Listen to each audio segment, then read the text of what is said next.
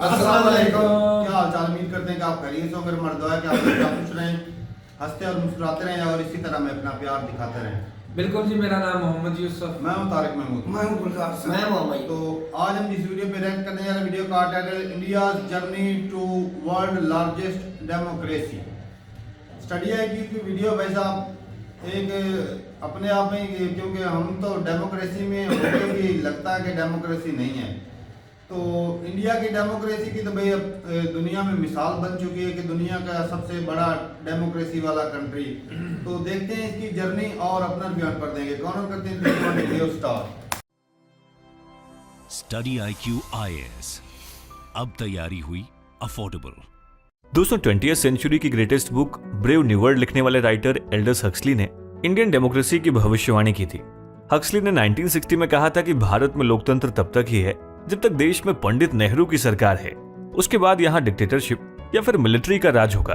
देखा जाए तो इंडियन डेमोक्रेसी को लेकर ऐसी भविष्यवाणी और भी देशों के बड़े बड़े थिंकर्स और राइटर्स के द्वारा किए जा रहे थे, क्योंकि आजाद भारत के लोकतंत्र में इतनी डाइवर्सिटी थी कि उसमें एक देश और उसके लोकतंत्र का सर्वाइव करना बहुत मुश्किल माना जाता था। लेकिन पंडित नेहरू भी चले गए, उनके नक्शे कदम पर चलने वाली इंदिरा गांधी भी चली गई और आज आजादी के बाद 7 दशक से ज्यादा का समय बीत गया है, लेकिन भारत के लोकतंत्र ने समय के साथ अपनी जड़ें और गहरी कर ली हैं। और दोस्तों, ये इतनी गहरी हो गई हैं कि उसे उखाड़ पाना नामुमकिन है। साथ ही गहरी होती जड़ों के अलावा इस डायनेमिक डेमोक्रेसी ने 8 दशक में न सिर्फ खुद को इवॉल्व किया है, बल्कि दुनिया के और देशों के लिए एक बेंचमार्क भी बनाया है। ऐसे में यह समझना जरूरी है कि जिस डेमोक्रेसी की कोई गारंटी नहीं थी, वो दुनिया की सबसे बड़ी लोकतंत्र कैसे बनी। दोस्तों, आज के इस वीडियो में हम इंडियन डेमोक्रेसी के एवोल्यूशन और उसके वंडर को समझने की कोशिश करेंगे। ये वीडियो यूपीएससी मेंस के एसए पेपर और जीएस पेपर 2 में Indian polity and constitution topic के लिए इंपॉर्टेंट है। आपको इससे रिलेटेड मेंस प्रैक्टिस क्वेश्चन इस वीडियो के एंड में मिल जाएगा। स्वागत है आप सभी का स्टडी IQ।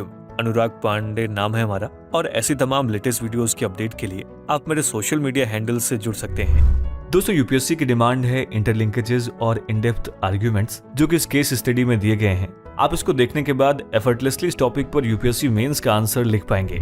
दोस्तों, इंडियन डेमोक्रेसी का सबसे बड़ा वंडर उसकी स्टेबिलिटी रही है, जो ओवर द पीरियड और इवॉल्व हुई है। आप अगर पर कैपिटा इनकम को देखेंगे तो दुनिया की 5th लार्जेस्ट इकोनॉमी होने के बावजूद भी पर कैपिटा इनकम के मामले में इंडिया की पोजीशन 190 देशों में 147th है, जो कि डेमोक्रेसी की ट्रेडिशनल थियरी से बिल्कुल अलग है। आमतौर से ऐसा माना जाता है कि वही डेमोक्रेसी जिंदा रह सकती है जहां के सिटीजन्स की पर कैपिटा इनकम बहुत बेहतर हो, और ऐसा इसलिए होता है क्योंकि जब तक उनकी लाइफस्टाइल और थिंकिंग पैसों की कमी और पॉवर्टी की वजह से बेहतर नहीं होगी, तब तक उस देश में लोग डेमोक्रेसी को फॉलो नहीं कर पाएंगे। जबकि इंडिया के लोगों ने बढ़ती जनसंख्या के बावजूद इस समस्या को अपनी डेमोक्रेसी का भार नहीं बनने दिया है। देखा जाए तो इसी वंडर ने over the period Indian democracy को अलग तरीके से शेप किया है।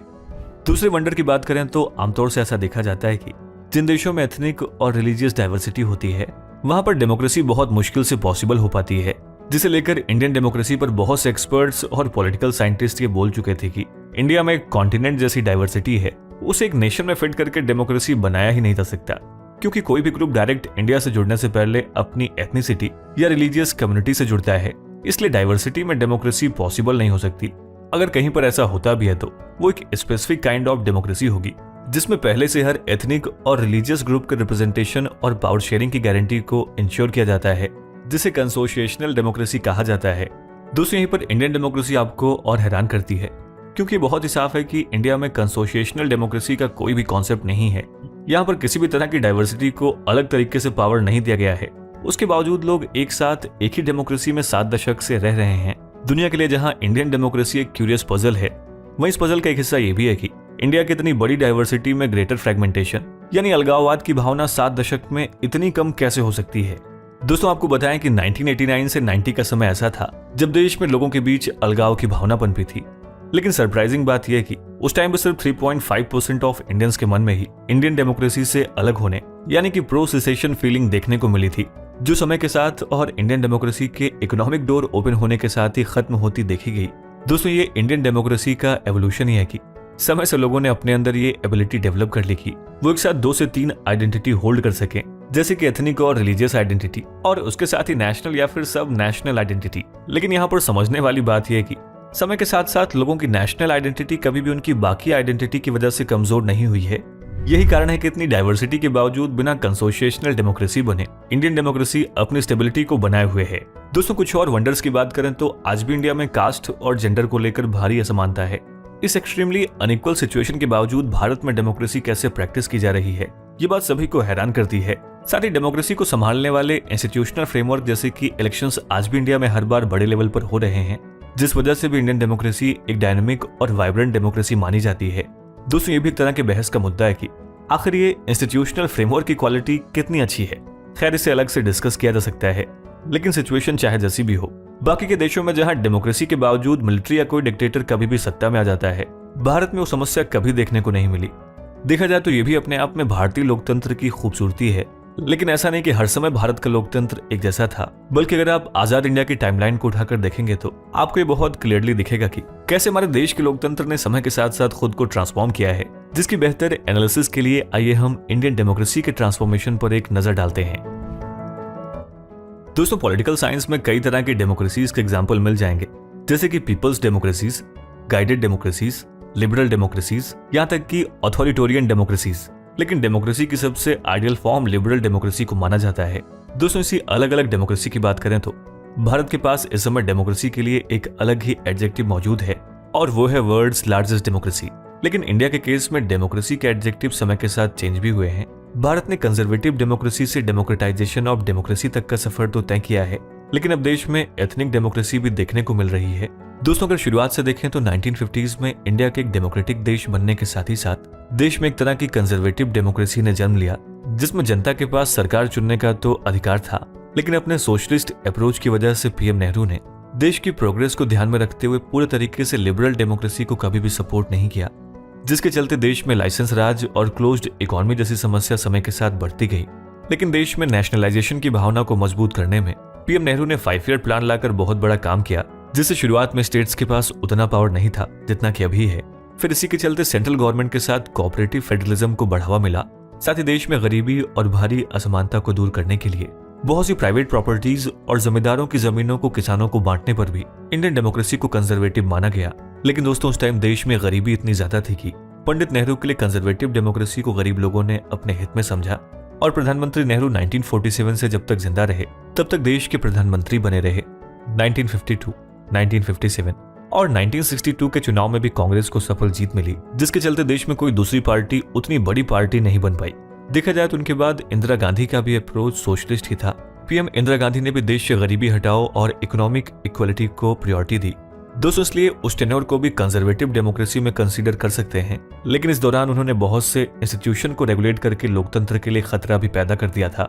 इसलिए इंदिरा गांधी के दौर का लोकतंत्र और पंडित नेहरू के दौर का लोकतंत्र कंजर्वेटिव होते हुए भी अलग था।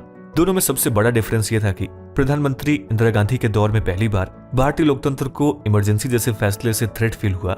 साथ में कॉन्स्टिट्यूशन और जुडिशरी की पावर को भी कम करने की कोशिश की गई। इसके बावजूद हम ऐसा कह सकते हैं कि वो समय था जब भारत के लोकतंत्र ने खुद को विषम परिस्थितियों में भी स्टेबल रखना सीख लिया, और यहीं से असली भारतीय लोकतंत्र की शुरुआत हुई। क्योंकि इंदिरा गांधी के फैसलों से देश में न सिर्फ एक मजबूत विपक्ष तैयार हुआ, बल्कि 1977 में पहली बार नॉन कांग्रेस गवर्नमेंट भी फॉर्म्ड हुई, जो भले ही 1980 में जाकर खत्म हो गई हो। लेकिन इंदिरा गांधी और कांग्रेस जिस अथॉरिटेरिज्म की ओर देश की डेमोक्रेसी को ले जा रहे थे वो रुक गया। हालांकि लेट 1980s तक भी इंडियन डेमोक्रेसी का डेमोक्रेटाइजेशन शुरू नहीं हुआ था। लेट 1980s में जब राजीव गांधी की सरकार को एक बार फिर से लेट 1970s के कोलिशन ने हरा दिया, तब नई कोलिशन में पहली बार हायर पोजीशन पर बैकवर्ड कास्ट के लोग पहुंचे। और ऐसा इसलिए था क्योंकि कांग्रेस के टाइम में सिर्फ अपर कास्ट के लोग ही अधिकतर सरकार में देखने को मिलते थे। 1989 में बनी ये सरकार 1991 तक चली। देखा जाए तो इस दौरान अपर कास्ट का डोमिनेशन कम होने लगा। ओबीसी के रिप्रेजेंटेशन को इंश्योर करने में इन्हीं 2 सालों में काम हुआ और देश के लोकतंत्र में एक हिस्टोरिक कमीशन बनाया गया, जो कि ओबीसी के रिजर्वेशन के लिए सरकार द्वारा गठित मंडल कमीशन था। दोस्तों, इस कमीशन ने ओबीसी को देश में 27% रिजर्वेशन देने की सिफारिश की, जिसके बाद ओबीसी को देश में 27% रिजर्वेशन दिया जाने लगा। देखा जाए तो इस कदम ने देश की डेमोक्रेसी को एक अलग ही पाथ दे दिया, जिससे बैकवर्ड कास्ट के लोग भी अपनी पार्टी बनाने लगे। और 1990s के बाद देश में 1 पार्टी सिस्टम पूरे तरीके से खत्म हो गया। देश में क्षेत्रीय नेताओं ने या तो कांग्रेस से अलग होकर या फिर एकदम शुरू से अपनी रीजनल पार्टी बना ली, जिससे देश के लोकतंत्र में अलग अलग आइडियोलॉजीज वाली पार्टीज को जगह मिली। और इस तरह के डिसेंट्रलाइजेशन से इंडियन डेमोक्रेसी इवॉल्व होने के साथ ही साथ और भी वाइब्रेंट हुई। यही कारण है कि आज भी देश की बड़ी पॉपुलेशन वाले स्टेट्स को आप उठाकर देख सकते हैं कि वहां पर सबसे बड़ी पार्टी में रीजनल पार्टी का जन्म जरूर होगा, फिर चाहे वो यूपी में समाजवादी पार्टी हो, तमिलनाडु में AIADMK हो या बिहार में JDU और RJD हो। दोस्तों, इस इवॉल्व होते डेमोक्रेसी ने लोगों को ये समझ दी कि राष्ट्रीय स्तर पर वो भले ही किसी पार्टी को चुने, लेकिन उनके स्टेट की दिक्कतों के लिए उन्हें रीजनल पार्टी पर ही भरोसा जताना चाहिए, वरना केंद्र में कांग्रेस की सरकार होने पर आमतौर से हर राज्यों में भी कांग्रेस की गवर्नमेंट हुआ करती थी। दोस्तों, पॉलिटिक्स के अलावा इंडियन डेमोक्रेसी में क्लोज्ड पॉलिटिक्स की तरह क्लोज्ड इकोनॉमी का दौर भी खत्म हुआ। 1991 की PV नरसिम्हा राव की सरकार ने तो देश की डेमोक्रेसी को डेमोक्रेटाइज करने में बहुत बड़ा कदम उठाया। इकोनॉमिक लिबरलाइजेशन के साथ ही साथ देश की इकोनॉमिक डेवलपमेंट शुरू हुई और लाइसेंस राज भी खत्म हुआ। देखा जाए तो कैपिटल आने के साथ ही साथ लोग स्ट्रांग भी हुए और लोगों के स्ट्रांग होने के साथ ही लोकतंत्र भी मजबूत हुआ और इस तरीके से देश की डेमोक्रेसी का डेमोक्रेटाइजेशन पूरा हुआ। लेकिन दोस्तों, ऐसा नहीं कि देश के लोकतंत्र ने 1990s के बाद से इवॉल्व होना बंद कर दिया। बस हुआ ये कि जो स्टैटिक एवोल्यूशन हो रहा था वो 21वीं सदी में डायनेमिक एवोल्यूशन में बदल गया। अगर इसको कुछ एग्जाम्पल से समझने की कोशिश करें तो 21वीं सदी में आज इंडियन डेमोक्रेसी को ट्रांसपेरेंट बनाने में डिजिटलाइजेशन ने बड़ा रोल प्ले किया है। देश के वोटर्स के बीच बढ़ती हुई अवेयरनेस भी देखने को मिली है। साल 2019 के जनरल इलेक्शन में 67% की वोटिंग अब तक की सबसे हाईएस्ट वोटिंग परसेंटेज थी। जाहिर है कि आगे और भी बढ़ेगा। लोग अपनी जिम्मेदारी, अपने हिस्से की राजनीति में इन्वॉल्व होते नजर आ रहे हैं, जिसमें साल 2014 और साल 2019 की PM मोदी की सरकार का बड़ा रोल रहा है। दोस्तों, आज भले ही भारत में मौलिक अधिकारों का हनन और फ्री स्पीच पर सेंसर लगाने की बात की जाती है, लेकिन इसी दौर में हमारे देश की LGBTQ कम्युनिटी की भी एक्सेप्टेंस बढ़ी है। जबकि 1947 के बाद शायद ही बात कोई सोच सकता था कि एक दिन देश में होमोसेक्सुअलिटी को अपराध नहीं माना जाएगा। साथ ही देश के लोकतंत्र पर भले ही राजनीति का असर रहा हो, लेकिन उसमें एक चीज कॉमन रही है और वो है उसका इवॉल्विंग नेचर। दोस्तों, ये एवोल्यूशन लगातार होना जरूरी भी है, क्योंकि इतने एवोल्यूशन के बावजूद भी आज भी बहुत से चैलेंजेस इंडियन डेमोक्रेसी में मौजूद हैं। शायद सबसे बड़ा चैलेंज तो यही है कि आज भी इंडियन डेमोक्रेसी में हर इंसान को सस्टेन्ड इकोनॉमिक डेवलपमेंट हासिल नहीं हुई है, जो कि चाइना में बिना डेमोक्रेसी के भी 4 दशक से देखने को मिल रहा है। साथ ही अब तक हमारे देश का लोकतंत्र देश की गरीबी को पूरे तरीके से खत्म करने में फेल रहा है। दोस्तों, आज देश की ग्लोबलाइज्ड सिटीज जैसे कि दिल्ली और मुंबई देश के बाकी हिस्सों से बिल्कुल अलग हैं। दरअसल ऐसा इसलिए है क्योंकि आजादी के बाद देश में विकास तो बहुत हुआ और आज भी हो ही रहा है, लेकिन ये डेवलपमेंट काफी अनइवन रहा है।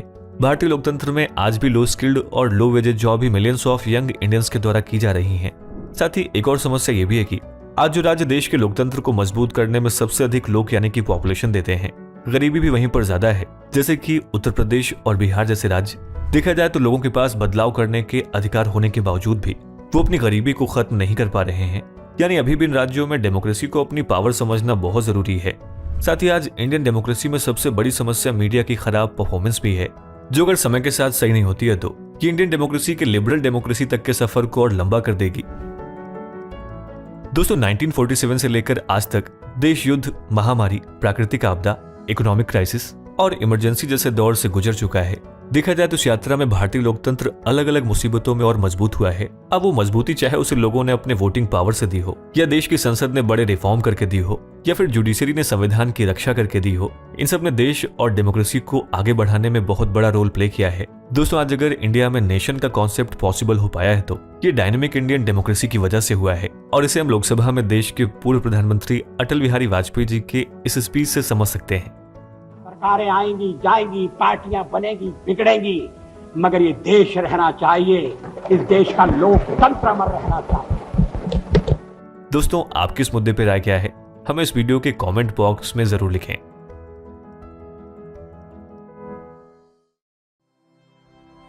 स्टडी IQ IAS, अब तैयारी हुई अफोर्डेबल। ये वीडियो खत्म हो गई। एक दौर था जब कांग्रेस की वाहवाही चलती थी, कांग्रेस के जो सारा सीटें होती थी अक्सर कांग्रेस पार्टी थी हाँ, मजबूत पार्टी थी। नेहरूलाल, इंदिरा गांधी, दूसरा राजीव गांधी।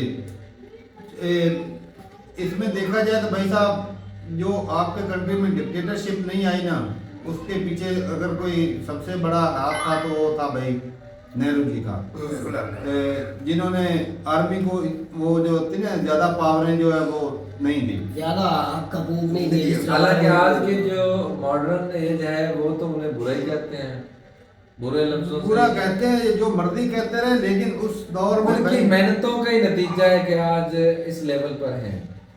नहीं तो अगर उस वक्त ही कंट्री गलत दिशा में चला जाता, जैसे पाकिस्तान गया, पावर सही आर्मी बात ले है। लेती, तो आज भाई जो पाकिस्तान की हालत है वो इंडिया की होती। सेम ऐसे वक्त ऐसा था जब आर्मी कंट्रोल कर सकती थी, हाँ लेकिन उनके सियासतदान भाई सियाने थे, उन्होंने वो बाहर भाई नहीं जमीन तक बांटी, पढ़े लिखे उसी बंदे वक्त ही थे। उन्होंने स्टैंड ले लिया जमीन भाई। तक बांटी भाई। हाँ, नेहरू उन्होंने जी। भाई अपने मुल्क के और मुल्क हमारे को यहाँ नहीं तो होने अभी भी दिया। चंद फैमिलियां ऐसी हैं जिनके पास भाई वो मुरब्बों के मुरब्बे हैं। मुरब्बों के अच्छा भाई, एक सिख भाई से बात हो रही थी कि जो, क्योंकि हम तो सुनते आ रहे हैं कि भाई जो पार्टीशन हुई थी उसके पीछे एक और भी रीजन थी कि जो बड़े बड़े जिम्मेदार थे जिनके पास बहुत बड़े बड़े असासे थे, इनको ये लगा कि भाई जब कंट्री गोरे चले जाएंगे तो जो सारी जमीनें हैं जिनके पास बड़ी बड़ी जगीरें हैं वो जो है वो डिवाइड हो जाएंगी, लोगों में तकसीम कर दी जाएंगी, जो उधर काम कर रहे हैं मजदूर उनको भी दी जाएंगी। तो इस इसी वजह वजह से कांग्रेस पार्टी में हो रहा इस वजह से जो है इन्होंने अलग कंट्री बनाने की चाह की, लोगों के दबाव में आके जो बड़े बड़े जिम्मेदार थे, जगीरदार थे, और टू नेशन थ्योरी को अप्लाई करके कि हम जो असल में बचाना जमीनों को ही चाहते थे। तो हाँ, बड़े लोगों को। ये वजह थी कि हमने तो यही सुनते आ रहे हैं कि भाई जमीनों की वजह से ये अलग कंट्री बनाया, क्योंकि नाम जो है वो धर्म का दिया गया, हाँ, इस्लाम का नाम दिया गया। टू नेशन थ्योरी तो भाई साहब उसी दिन फेल हो गई जब बांग्लादेश बना। हाँ बिल्कुल फेल हुई। अगर टू नेशन थ्योरी पे कंट्री बना था तो भाई साहब क्यों क्यों टुकड़े कंट्री होते हमसे हैं? अलग नहीं होना चाहिए। जी। तो एक तो वो यहाँ पे फेल हो गई, बाकी जो डिक्टेटरशिप आई मजहबी टच दे दे के मजहबी, तो मजहबी टच भी नहीं उन्होंने दिया था, किसने दिया था? ये आर्मी वालों ने। यानी आप ये करवाते हो। बिल्कुल। तो टू नेशन थ्योरी वो भी धीरे धीरे लाया। हाँ। पहले यार पाकिस्तान, दूसरा सबसे पीछे सब छोड़ दे, 2018 के अंदर खादों से रिजवी अब दुनिया से चले गए। हाँ वो रैली निकली, वो जो इतना तोड़ फोड़ हुई, तो वो देख लो किसने करवाई थी, वो इन्होंने इसी इदारे ने करवाया था। 10 दिन ये काम चला, 10 दिन के हमारे गांव के लड़के थे पुलिस के अंदर, वो खुद बता रहे हैं आज के सारा कुछ इन्होंने करवाया। हमें खुद आके आर्मी के स्टाफ आता था एक, वो हमें ट्रेनिंग बताया करते थे, तो हम मतलब ये करवाते रहे, लेकिन पुलिस क्यों देखती रही? मैंने उसे सवाल किया आप क्यों देखते रहे? वो जो आर्मी है वो भी पाकिस्तानी, आप पुलिस वाले भी पाकिस्तानी, जिनको लड़वा रहे थे वो भी पाकिस्तानी, सभी का ये मुल्क था। उसने बोला भाई हम उसके आगे नहीं बोल सकते, आगे कहीं नहीं जा सकते, जो बोला गया था हमारी नौकरी थी। मैं उस दिन हैरान हूँ, वो कह रहा था ये सारा कुछ हमारे सितारे ने करवाया। अच्छा सही है भाई। आज भी वो यही काम करवा रहे हैं। तो बाकी बात करें हिंदुस्तान की तो भाई बहुत मुश्किल है कि इतने ज्यादा धर्म, इतने ज्यादा रिलीजन रहते हो, और जिस हालत में कंट्री था जब 1947 की अगर दौर देखा जाए तो बहुत गुर्बत थी, बड़ा इंटरनेट नहीं था, इतना मतलब कोई सहूलतें नहीं थी। सहूलतें नहीं थी। मेरे ख्याल से जितना जो आज इंडिया है इतना किसी ने सोचा भी नहीं होगा कि ये इस तरह हो जाएंगे। सवाल ही नहीं उस पैदा वक्त होता। कट्टा लेकर चलना भाई बहुत मुश्किल वो ही ना हालात इस तरह के थे। अब तो भाई देख रहे हैं कि भाई बीजेपी बहुत स्ट्रांग है अभी। आज तो वो दावा करते हैं कि 2037 या 47 अगर हम दुनिया की नंबर 1 पे मुकाबले पे चले जाएंगे, बिल्कुल ऐसे। इकोनॉमी जैसे चाइना करता है और वो ना, लग रहा है तो आज हम खुद कह सकते हैं कि इंडिया को ये देख के जिस तरह वो चल रही हुकूमत हो सकता है वाकई ये कर सकते हैं, हो सकता है स्ट्रांग हो। नजर आ रहा है। लेकिन ये बात अब ये है कि भाई हिंदुस्तान माना के बन गया, भाई 5वीं इकोनॉमी बड़ी बन गया, लेकिन पर कैपिटा इनकम के हिसाब से 147 नंबर पे है। वो भी वो बहुत नीचे है अभी। नीचे है सारा चीज़, तो ये वो भी इसराइल से बात कितना नीचे है भाई साहब, इसराइल बहुत से ज्यादा। कितना नीचे है। है बिल्कुल। इसराइल ये भी एक दुनिया, सच है। कनाडा, इन सब से नीचे हैं भाई। 147 नंबर पे है। तो भाई ये थोड़ा सा ना, ये मैं कहता हूँ जितनी पॉपुलेशन है ये आपको तो 100 ट्रिलियन भी हो ना वो कम है। तब जाके उनका मुकाबला होना, नहीं तो भाई साहब इतनी पॉपुलेशन पे भाई लेकिन आज गुर्बत के बराबर नहीं होगा। आज इस सारी वीडियो में बता रहे थे कि गुर्बत जो है ना आज भी इंडिया में बहुत ज्यादा है। हमें तो बताया जाता है कि सिर्फ 5% है गुर्बत, नहीं, वो बहुत कहता है ज्यादा। 10% है कि बाकी सारा क्लियर हो गया है।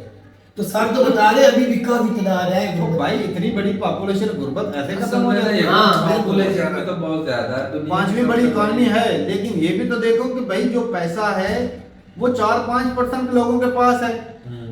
जो बाकी गरीब आधे से ज्यादा जो पैसा है वो 4-5% लोगों के पास है जो ज्यादा अमीर है। हाँ। अडानी, अंबानी, टाटा, बिरला, इस तरह के। बहुत ज्यादा। बाकी तो भाई पब्लिक जो दिहाड़ी वाले मजदूर तबका भी है, बहुत ज्यादा। ज्यादा मिडिल मजदूर क्लास तबके है, ही है। गरीब है, बहुत सारे लोग हैं, हर तबके के लोग रहते हैं भाई। ऐसा तो नहीं कि सारे अडानी अंबानी हो गए, बिल्कुल नहीं। ऐसा नहीं कि भाई ये हर तबके के लोग हैं, गरीब भी हैं। अभी बहुत इतना बड़ा ज्यादा कंट्री है, गुर्बत है। मुकम्मल तौर पे गुर्बत से निकालना बहुत मुश्किल है। अगर इतने ही निकल गए हो तो ये 80 करोड़ बोलते हैं ना, क्लेम करते हैं कि भाई हम 80 करोड़ को आटा देते हैं। हाँ। कोई अमीर बंदा लेता है आटा लाइन में लग के? कोई नहीं लेता। नहीं लगता भाई, कोई भी नहीं लगता। बाकी भाई साहब एक जो स्पीच थी ना दूसरे की, क्या नाम था, अटल बिहारी वाजपेयी की, ये मैं कहता हूँ क़यामत तक रहेगी। अच्छा ये वीडियो ना भाई, अक्सर हमारे पाकिस्तानी न्यूज वाले बैठते होते ना भाई जब, साहब, ये टांगे मैंने हैं। देखा है जब पाकिस्तानी न्यूज वाले बैठते हैं, कभी कभार अगर ये हो ना मीडिया की डिबेट की होती है तो वो वीडियो दिखाते हैं। मैंने अपने पाकिस्तानी चैनल पे देखा है कि ये वीडियो दिखाते हैं। भाई एक एक लफ्ज की कीमत हाँ नहीं, भाई, अनमोल है। एक इसका एक मतलब लफ्ज उस बंदे ने जो लफ्ज बोला था, जी, सरकारें आपने आती रहेंगी, जाती रहेंगी। बाढ़ में जाए सरकारें, उन्होंने हाँ, कहा उसे ये बड़ा ये कमाल कंट्री लगा। रहना चाहिए, कंट्री रहना चाहिए। कंट्री कंट्री का रहना लोकतंत्र रहना चाहिए, डेमोक्रेसी रहनी चाहिए भाई साहब। बिल्कुल, तो भाई बिल्कुल। बहुत बढ़िया था ये इनका जो स्पीच है। और बाकी ओबीसी की बात करें तो भाई ओबीसी जो छोटे तबके हैं, जो पिछड़े हुए कौमें हैं, उसमें जो गरीब तबका है वो आ जाता है, तो उसको भी पार्लियामेंट में जगह दी गई। लेकिन भाई साहब अब जो है ना ये अगर जगह नहीं देंगे तो फिर वो पिछड़े ही रह जाएंगे। अभी जो ऐसे ही है सबको जैसी साथ तरह वो लेकर राजस्थान चलना है। देखा आपने, राजस्थान लिया अभी भी हालात अभी तक भी वहाँ की आवाम के बारे में कोई बंदा नहीं सोचता। जो अभी तक भी जो बिल पास हुआ था ना, ये बिल पास हुआ था जो लेडीज को भी 33% जो है वो सीट दी जाएगी हाँ। इंडिया के अंदर। इंडिया के अंदर वो मतलब पार्लियामेंट में। तो वो भाई जो अवैसी है और एक और दो बंदों ने सिर्फ खिलाफ वोट किया था। मतलब ये लेडीज को नहीं आना चाहिए था अभी। नहीं, उसने वोट किया था भाई साहब, इसलिए नहीं किया कि कहा कि ओबीसी उनका भी कुछ कोटा रखना चाहिए, अच्छा क्योंकि ओबीसी में आ जाता है छोटा तबका। मतलब उन्होंने कहा कि सिर्फ आप महिलाओं को इतना आगे ना लाएं, उन छोटे तबकात को भी ना ये कुछ हिस्सा दो। नशिस्तें बांट कर उनको भी दो और इनको भी दो। हाँ उनका मौकफ ये था। तो भाई सही बात है। भी एक दौर था कि जो ऊंची दांत वाले हैं वही पार्लियामेंट में बैठते थे और लोगों की जिंदगियों के यार अपने फैसले। लियाकत अली खान देख ले, कितना अमीर स्ट्रॉन्ग बंदा था जब वो बना था वज़ीर आज़म, कितना स्ट्रॉन्ग था। तो आज बावलपुर, हरुणाबाद, भावनगर में गया हूँ तो जाके देख 1500 मुरब्बा जमीनें हैं उनके पास। वो किधर, वो वही है जो सिख भाई तुझे बता रहे थे, वो तो ये वही है जो पाकिस्तान में भी आगे, इंडिया में आज भी उनके पास जगीरदार, इतनी जगीरें हैं भाई, बहुत ज्यादा जगह बहुत ज्यादा है। पहले अच्छा एक तो और जो चीज है ना, इंडिया की जो सबसे बेहतरीन चीज है कि डेमोक्रेसी जो कायम है, कि जो बड़े ओहदे हैं, बड़े जो इदारे हैं, सिविलियन इदारे, वहाँ पर आर्मी के जो एक्स होते हैं ना बड़े ऑफिसर, उनको नहीं रखा जाता। अगर उनको रखते तो भाई साहब ये डेमोक्रेसी पे उनका कंट्रोल हो सकता था, क्योंकि वो हर